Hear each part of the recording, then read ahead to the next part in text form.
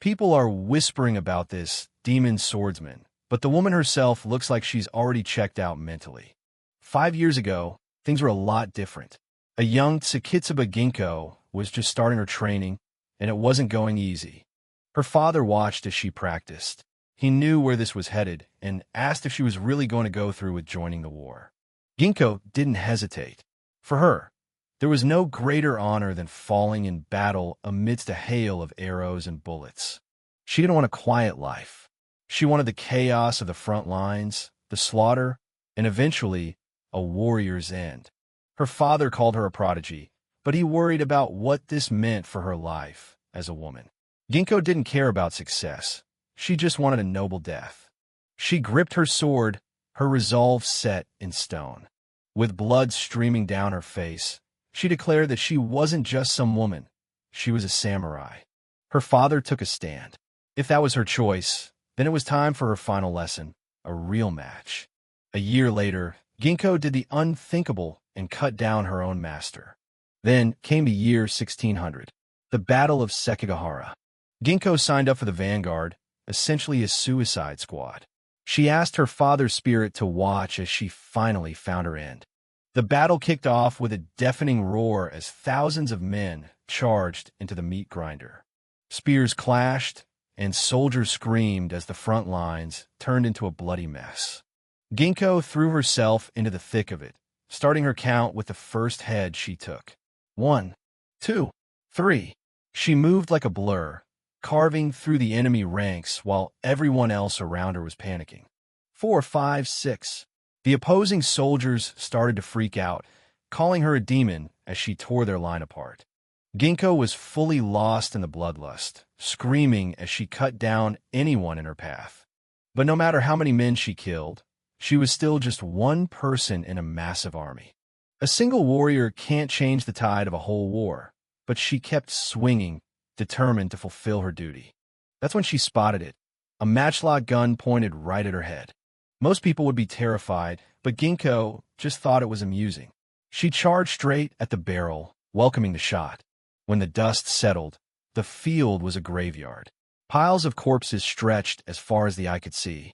The bullet had hit her headplate directly, knocking her unconscious instead of killing her. Talk about bad luck for someone wanting to die.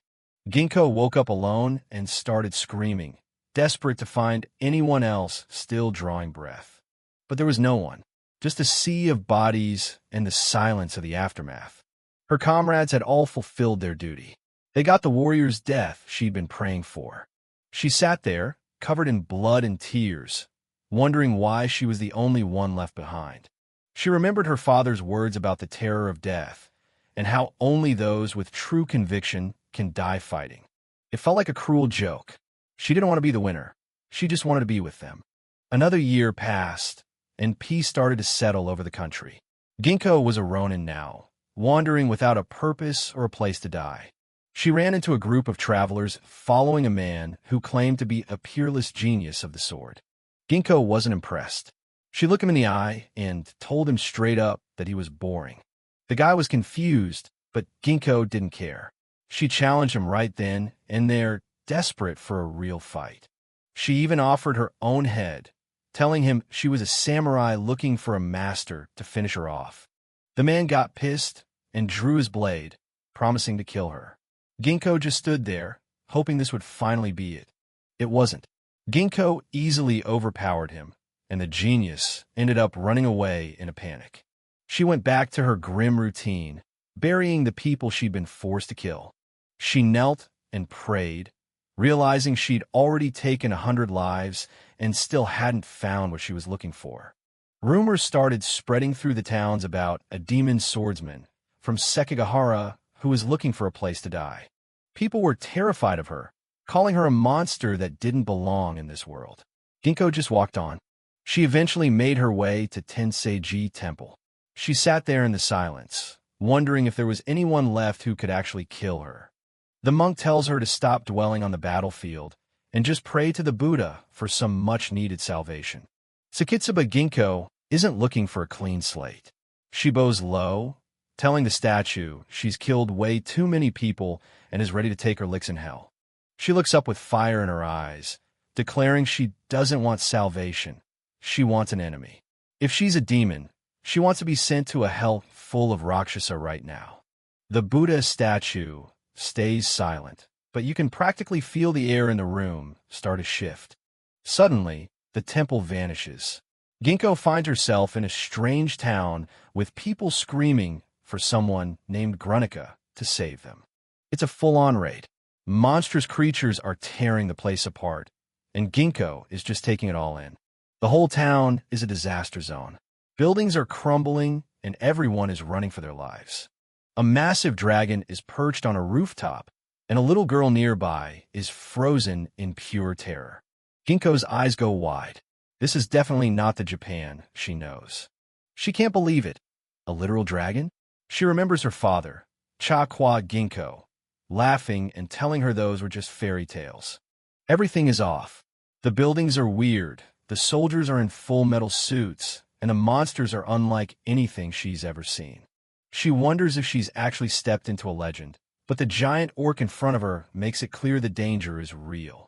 The scene is absolute carnage. The smell of blood and iron is everywhere, mixed with the screams of the fallen. Ginkgo watches as the armored knights struggle to hold back the tide of massive green monsters. One of those hulking beasts has grabbed a civilian and is holding them up like a trophy. It's obvious the monsters are on a different level. Their strength is insane, and the human soldiers are getting crushed. Instead of being scared, Ginkgo is actually smiling. She wants in on the action, but she's not even sure which side to cut down first. She hears a child sobbing for her father nearby, and that's when her samurai instincts finally take over. A little girl is trapped and crying as a massive orc stomps toward her, ready to finish her off. The monster reaches out with its huge, disgusting hand, and it looks like it's over for the kid. But Ginkgo is already there. She stands behind the beast, hand on her hilt, completely unfazed. With one clean, vertical stroke, she splits the giant right down the middle. The orc falls apart like wet paper. The girl is safe, but she's too traumatized to even move. Ginkgo looks at her with a blank expression, while the nearby knights are staring like they've just seen a ghost. The kid is bawling her eyes out, and Ginkgo tries to pat her on the head, though she's clearly not the motherly type. She looks around at the rest of the monsters, wondering if this is just one hell of a vivid dream. Either way, she's not going to stand there. She draws her blade and prepares to clear the entire street. She tears through the orcs like they're nothing, calling them weaklings and complaining about how easy they are to kill. She looks up and sees the dragon taking off. Legends say dragons have absolute power, and now she wants to test that theory. The soldiers are left in the dust, wondering who the hell this girl is and if they've actually been saved. They start debating if she's one of the famous heroes, but one guy says there's no way she's on the official list. Ginkgo didn't wait around for an introduction. She somehow hooked herself onto the dragon and is now soaring over the town. She's literally swinging from a chain in midair, asking the dragon if it's the one who can finally give her a warrior's death. They fly over the massive walls and into the surrounding forest, leaving the burning city behind. The view is incredible, with a huge castle and a massive tree dominating the whole landscape. Ginkgo is still just dangling there, taking in the scenery as they move further away from civilization. She looks down at the landscape and realizes it's nothing like Edo. It really is like she's in another world. The dragon has had enough of the hitchhiker and shakes her off. Ginkgo goes tumbling down through the trees with a scream. She hits the forest floor hard, but after a moment, she sits up. She survived. Again, she's deep in the woods now, looking at her broken chains and a weird-looking frog that's just staring back at her. She thinks back to the temple and her prayer to Buddha. Everything she's seeing is so abnormal that she's starting to doubt her own senses. But then the reality sets in, and she starts to laugh. She really is in another world, and she's probably still dreaming. Sekitsuba Ginkgo hears a scream. It's definitely a child. She doesn't hesitate, dashing through the forest toward the sound. She realizes someone's in trouble, just like before. She won't stand by while the weak are abused. "Damn Oni," she mutters, ready to deliver some justice. She pulls her katana, the steel catching the dim light of the woods. She's focused and ready to kill whatever is making that child scream. In a small clearing, she finds the source of the noise, a massive, grotesque tree with a face, holding a terrified girl in its branch limbs. Ginkgo stares at the creature, her hand gripping her sword. It's even weirder than the things in the town. The tree actually talks, calling her out for intruding. Ginkgo is floored. A talking tree? This world just keeps getting crazier. The tree, a Trent, mocks her, asking if she really thinks she can save the girl. It promises to make Ginkgo its second meal. Ginkgo just smiles. She's starting to think she might be losing it from cutting too many heads, but she's not backing down from a piece of lumber. The Trent lashes out with its massive roots, but Ginkgo is already moving. She dodges the first strike with ease. She goes on the offensive, her blade a blur as she slices through the thick, wooden limbs. The Trent is surprised by her agility. It laughs, moving its roots like human arms and attacking from all angles at once. It wants to see how long she can last. Ginkgo leaps through the air, narrowly avoiding a crushing blow from the forest floor. She lands gracefully, but the Trent is already preparing another strike with its holy incarnation of nature form. It's determined to massacre her. Ginkgo looks it right in the eye, her expression cold. She's seen enough of this thing's true form. She dismisses its multi-limb attacks as straightforward and below average. Compared to the battlefields of Edo, where arrows and spears fly from every direction, this is child's play. With a final, decisive strike, Ginkgo cuts the Trent down. The monster lets out one last scream as it's reduced to firewood. The little girl is safe, but she's clutching something tightly to her chest, a glowing, mythical flower called a manna rose. The girl introduces herself as Miko, a flower specialist. She's incredibly grateful for the rescue and is immediately fascinated by Ginkgo's specialty of cutting people down. Miko is impressed that Ginkgo defeated a Trent, and she asks if Ginkgo might be a new hero. Ginkgo is confused. She has no idea what a hero is or where she even came from. Miko is shocked that anyone wouldn't know about heroes. Ginkgo tries to get some answers. She starts by asking if Miko has heard of Edo. Miko has no clue what she's talking about. Edo, shoguns, samurai, it's all foreign to her. Ginkgo realizes her common sense is completely useless here. She's not just in a foreign country. She's in a place that can't be reached by crossing seas. She looks at the distant castle and the dragon flying overhead. The reality of her situation is finally sinking in, even if she doesn't fully get it. She's definitely wandered into another world. The landscape alone is proof enough.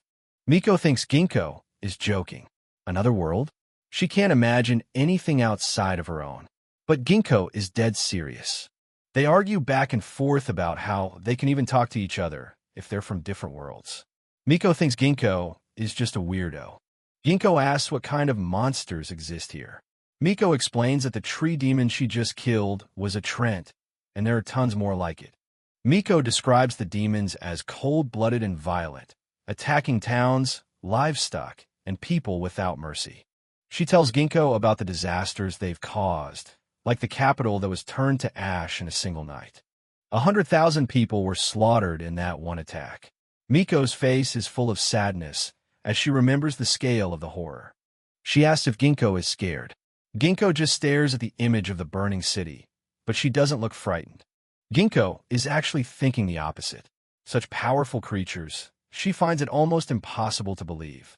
Miko continues, saying that humanity still has a chance because of the heroes, the strongest warriors who possess the power to fight back.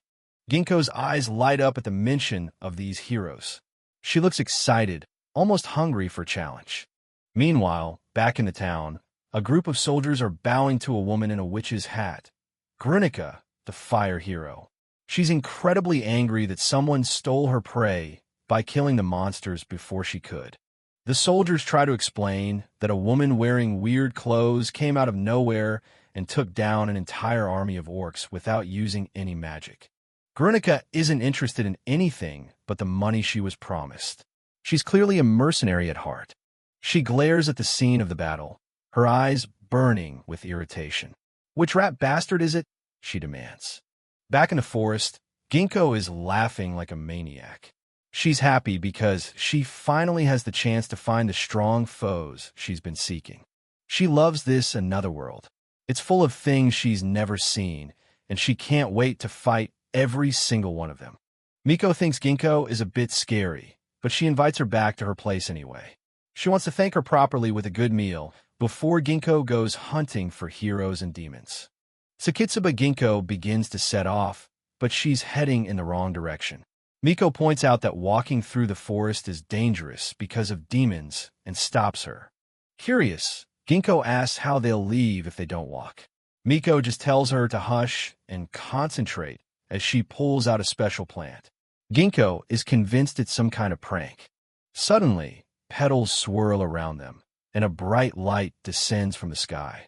Miko has activated her warp flower, and Ginkgo's skepticism starts to fade as the world around her changes. In an instant, the dense, dark forest is gone, replaced by a vast, sun-drenched field filled with vibrant flowers. The two of them land softly in the middle of the meadow, the castle and village they saw from afar now much closer. The transition was seamless and magical. Ginkgo's eyes are nearly popping out of her head in pure shock. Miko giggles, explaining that this is flormancy. Ginkgo has just had her first real taste of sorcery, and she's starting to realize that in this fantasy land, anything is possible. Miko and Sekitsuba Ginkgo finally reach a cozy little house. Ginkgo has no clue what magic is, which completely shocks Miko. Miko explains that the woman who runs this place has been taking care of orphans for over 60 years. They stop in front of the House of Love. Miko calls out to Ginkgo as they get closer to the door. Suddenly, Gabriel Liu lunges at Ginkgo with a broom, screaming for her to stay away from Miko. The sister yells that Ginkgo reeks of blood. Ginkgo instinctively drops into a combat stance, ready to draw her sword. Miko breaks it up, and Luchan immediately switches to a friendly laugh. Ginkgo is just left confused. The sister suddenly doubles over and starts coughing violently. She's stuck in bed now, drinking some nasty medicine while Ginkgo watches from the door. Miko shows off a rare flower she found, but Luchan gets angry because she went into the forest of danger. Miko gets a lecture for her recklessness, even though she just wanted her teacher to get better.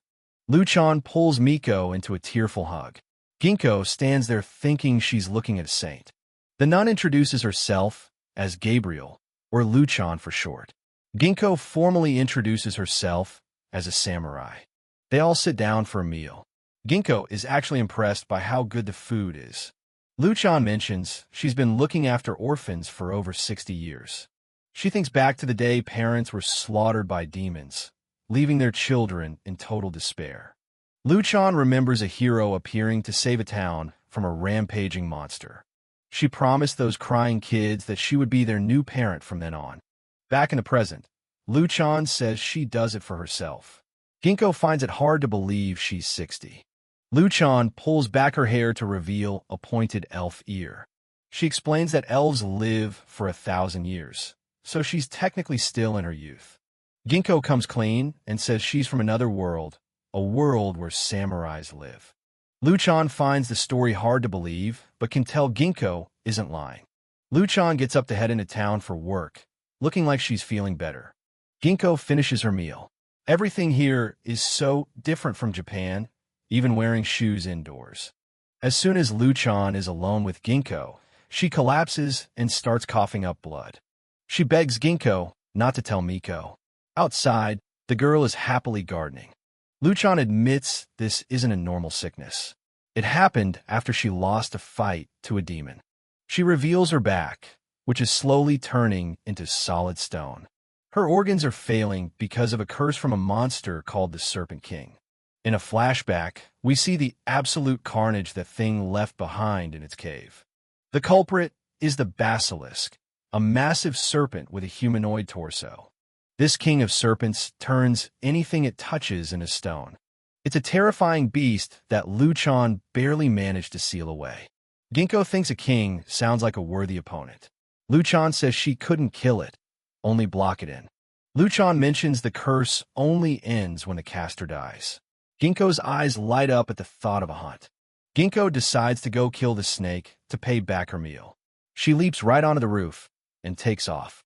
From the rooftop, Ginkgo spots an ominous mountain in the distance. She can smell a battle coming. Ginkgo laughs and sprints away. Luchan is left coughing and confused. Miko walks in with a bunch of flowers she's excited to sell. Miko asks where Ginkgo went. Luchan realizes the samurai is already long gone. Luchan thinks back to when she first became a hero to help people in trouble. She realizes she messed up. That basilisk is far more dangerous than she let on. Tsukitsuba Ginkgo finishes the job with one clean strike, her blade cutting through the massive serpent in a flash of light. Luchan arrives at the cave just in time to see the aftermath, shouting for Ginkgo in a panic. But the fight is already over. Ginkgo stands calmly over the 3 severed heads of the basilisk. Ginkgo tells her she wasn't sure which head was the source of the curse, so she just cut them all off to be safe. Miko is completely stunned by the sheer power, while Ginkgo just figures this is how things work in another world. Luchan checks her stomach and realizes the stone curse is finally gone. She's completely healed. Word quickly spreads that the Serpent King has been subjugated and the people are finally free from its terror. Legends say a young man once ended a dark age by defeating the Demon King all by himself. After a long journey through the hills, the group finally arrives at the gates of the capital, Avalon. The city is a massive, sprawling fortress, the center of human civilization for hundreds of years. But the peace is shattered when a swarm of demons appears in the sky, sending the city into a panic. These are gremlins, winged pests that take pleasure in tormenting humans. The demons dive into the streets, cackling as they start snatching people and causing chaos. Suddenly, a massive blast rocks the market, vaporizing one of the demons in an instant. It's the hero of the exploding axe, Boris. The citizens cheer as their guardian arrives to save the day. Boris looks annoyed to be dealing with imps on his day off, calling it a shitty way to spend his time. He swings his heavy, dwarf-crafted axe, unleashing another axe boom that sends demons flying. Ginkgo is amazed by how crowded and lively the city is, compared to the quiet village they left behind. She learns that Avalon was founded by the legendary hero Arthur after he slew the Demon King. Miko and Ginkgo wander the markets, and Ginkgo wonders if the capital of Edo back home was ever this busy. Luchan is just happy to be mixing in with the crowd again, feeling like herself for the first time in years. They visit a local bookstore where Miko immediately starts hunting for any books on magic. The shopkeeper tries to push legends and picture books on her, thinking she's just a normal kid.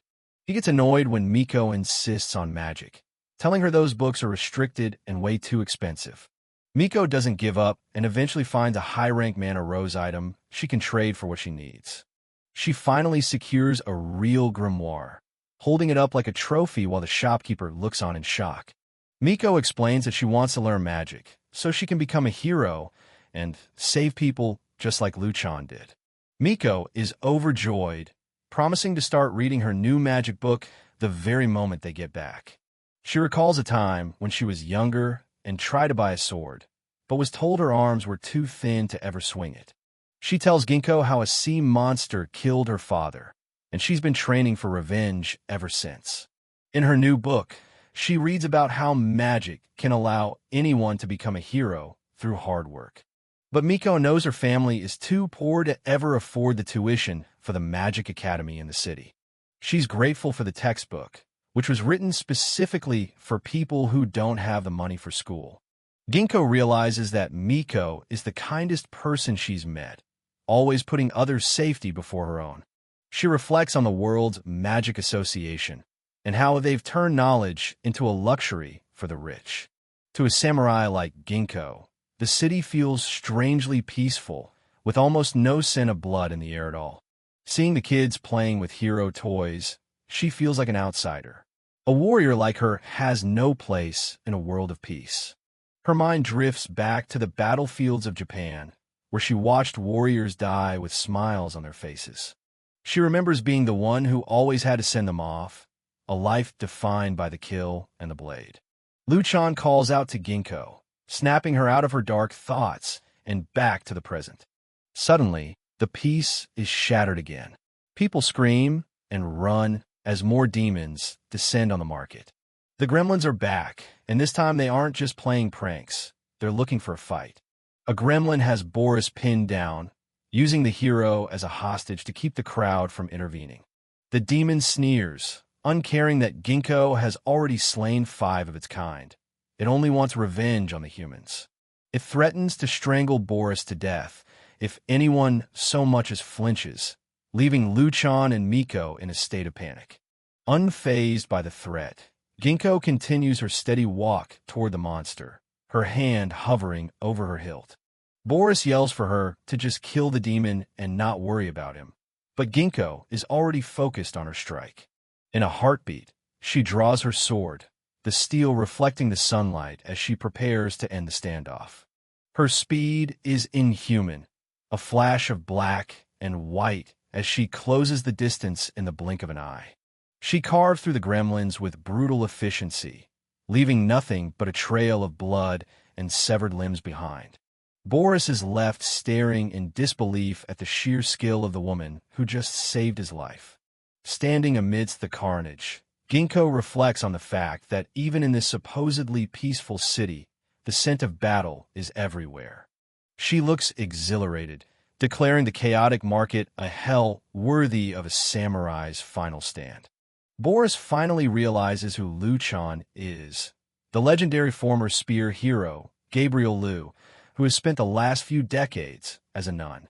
He's still wary of Ginkgo, but Miko defends her, saying a true samurai would never turn their back on someone in need. Boris decides he'll take Ginkgo to the Heroes Guild. If she's truly a human-hating killer, the guild will handle her. Miko is impressed that Ginkgo won with such a small blade, wondering if swords might actually be better than magic. Title: Samurai in Another World. The streets of Avalon are stained with the blood of the demons Ginkgo just dispatched. Boris and Luchan immediately fall back into their old habit of arguing, acting like they were never apart for 60 years. Ginkgo formally introduces herself, her voice ringing with pride as she names her homeland, Hinamoto. She laughs when Boris tries to thank her, claiming she only fought for her own amusement, much to his confusion. Miko introduces herself as well, and Boris is surprised by how polite and well-mannered she is compared to the snappy samurai. Boris boasts about his dwarven strength, reminding them that his race is known for power that defies their small stature. Luchan explains that while dwarves are stubborn and often disliked, they're the backbone of the world's civilization. She points out the dwarven workshops, noting that they are responsible for creating almost all the weapons and tools in existence. Ginkgo is fascinated by the idea of such master smiths, asking if they have the skill to forge a blade like her own. Boris and Luchan continue to walk and talk, reminiscing about the guild and the fellow adventurers they knew decades ago.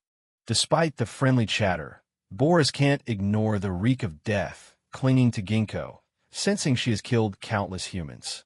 He explains that to be a hero, one must have an elegant spirit and a good heart, not just raw strength.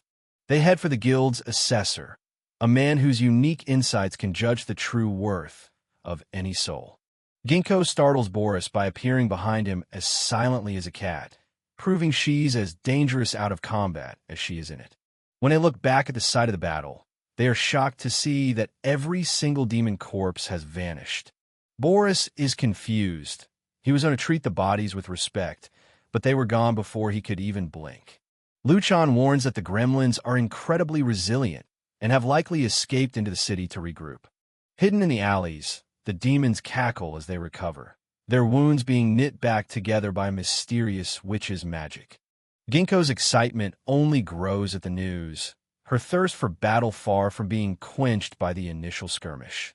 Luchan tells Miko to find safety inside a building while the 3 of them hunt down the remaining monsters. Ginkgo and Boris share a look of grim determination, ready to purge the city of the lingering demonic threat. Ginkgo doesn't hesitate, her blade dancing through the air as she engages the demons in the narrow streets. She is a whirlwind of destruction, showing no mercy as she hacks her enemies into pieces while Miko watches in awe. She takes a moment to admire her katanas, the Jin Yokozuna and Jin Oiseki, which have served her since Sekigahara. Ginkgo decides to split up, heading west to cut off the demon's escape while the others handle the east side. When Miko tries to join her, Ginkgo stops her, explaining that a samurai's battle is one where lives are always on the line. Miko refuses to back down, her voice trembling as she shares the pain of losing her family and her refusal to run anymore. Miko is terrified as she recounts the horrific scene of the demon attack on her village. Ginkgo listens, her expression softening for a moment. Ginkgo remembers her own father's stern warnings about the path of a samurai. He taught her that a true warrior's place is on the battlefield, where one's prowess is tested to the limit. Ginkgo eventually yields to Miko's determination, seeing a spark of that same warrior spirit in her. High above Avalon, a winged demon sneers down at the city. It's injured and unable to fly properly, but its eyes are full of malice as it watches the people below. The monster spills its dark intentions, plotting to bring a witch to turn the city into a nest for their kind.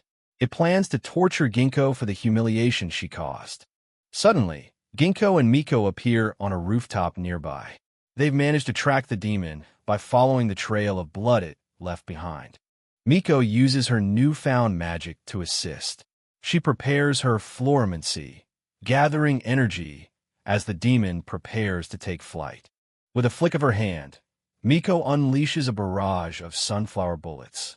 The magically infused seeds streak through the air toward their target. The seeds explode on contact, catching the demon completely off guard. Ginkgo is impressed by the effectiveness of Miko's magic, while Miko is just happy that it actually worked. The demon is furious. It tries to flee, but its wings are too damaged to carry it away. Ginkgo watches it struggle, already planning her next move. Ginkgo asks a nearby arms merchant to borrow a bow and a single arrow. The man is confused, but the sheer intensity in Ginkgo's eyes makes him comply. Ginkgo explains that she admires legendary archers like Nasu no Yoichi and has trained herself in the way of the bow. She finds the local bows to be strangely shaped, but she can still feel their power. The merchant warns her that the bow is far too heavy for a human to draw, but Ginkgo just smiles. She knows exactly what she's doing. Miko watches in awe as Ginkgo takes a firm stance, her focus narrowing on the escaping demon. The samurai is a master of all battlefield weapons, not just the katana. With a deep breath, Ginkgo begins to pull the string. Miko and the merchant can't believe their eyes as the massive bow starts to bend under her incredible strength. The wakyu, the bow of the Japanese warrior, is famous for its immense draw weight.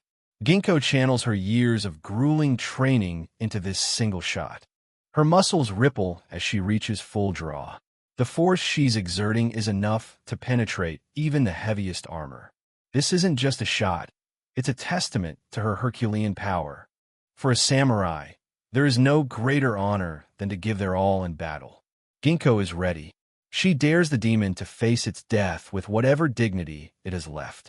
She releases the arrow, and it screams through the air like a thunderbolt. The sheer speed of the projectile is terrifying to behold. The arrow finds its mark with lethal accuracy. The demon doesn't even have time to scream before it's struck down midair. The monster is obliterated by the impact, its body erupting into a cloud of dark energy as it falls toward the city streets. Miko and the merchant cheer as the demon finally falls. They've managed to protect the city together, thanks to Ginkgo's unbelievable skill. Ginkgo lowers the bow, allowed a soft sigh of relief. She's tired, but there's a satisfied look on her face. The threat has finally been dealt with. Miko is overjoyed by their victory, while Ginkgo just takes a moment to breathe. It's a job well done for the unlikely pair.